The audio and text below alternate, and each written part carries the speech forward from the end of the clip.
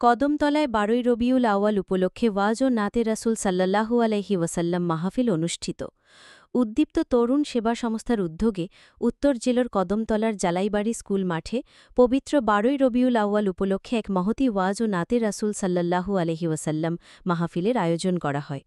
মাহফিলে প্রধান অতিথি হিসেবে উপস্থিত ছিলেন আসামের হাইলাকান্দি জেলার বিশিষ্ট আলেম আল জামিরাত উজ সুন্নিয়া মাদ্রাসার অধ্যক্ষ আলহাজ হজরত মাওলানা ও ওয়াজ আহম্মদ লস্কর।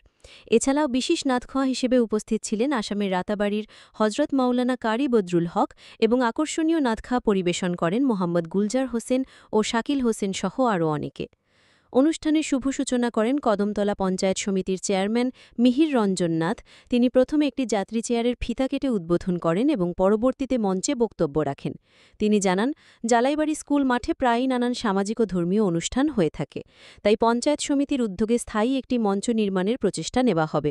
প্রধান নাতখা হজরত মাওলানা কারি বদরুল হক এক সাক্ষাৎকারে বলেন, একটা মঞ্চ তৈরি করে দিয়ে এই মাঠের শোভা বাড়ানো যায় এবং প্রত্যেকটা অনুষ্ঠান করা যায়, তার জন্য পঞ্চায়েত সমিতি আগামী দিনগুলোতে কাজ করবে। আমি আপনাদের কাছে একটা জিনিসই অনুরোধ করব, আপনারা যেভাবে মানুষের কল্যাণে নিয়োজিত আছেন এইভাবেই থাকবেন। এই ভারতের একটা মন্ত্র, নানা ভাষা নানা মত নানা পরিধান, বিভেদের মাঝে দেখো মিলন মহান। আপনারা দেখবেন কদমতলা মাঠে খুব সুন্দর ফুটবল খেলা কদমতলা চলছে। আমরা এখানে গোটা রাজ্যের মানুষ আসছেন, আসাম থেকেও মানুষ আসছেন, সবাই এসে এখানে আমরা একসঙ্গে মিলিত হয়ে সবাই রাস্তা দিয়ে হাঁটছি। বিগত দিনে একটা অনাকাঙ্ক্ষিত ঘটনা ঘটার পর মানুষের মনে হয়তো কিছুটা আত্মবিশ্বাসের খামতি ছিল।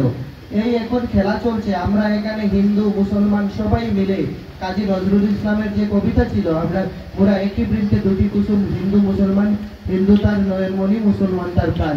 তো এই যে আমরা যে কবিতা যেটা আছে, সেই কবিতাটাকে যদি আমরা অনুসরণ করি তাহলে দেখবেন আমরা প্রত্যেকে এখানে একত্রিত হয়ে বসবাস করছি। এটা এই গ্রামের ঐতিহ্য।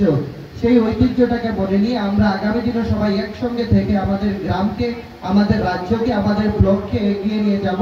আর বিবিধের মধ্যে যে মিলন ক্ষেত্র, এই আমাদের কদমতলা আর একটা বিবিধের মিলন ক্ষেত্র হয়ে উঠবে, যেখানে বৈচিত্র্যের মধ্যে ঐক্য থাকবে।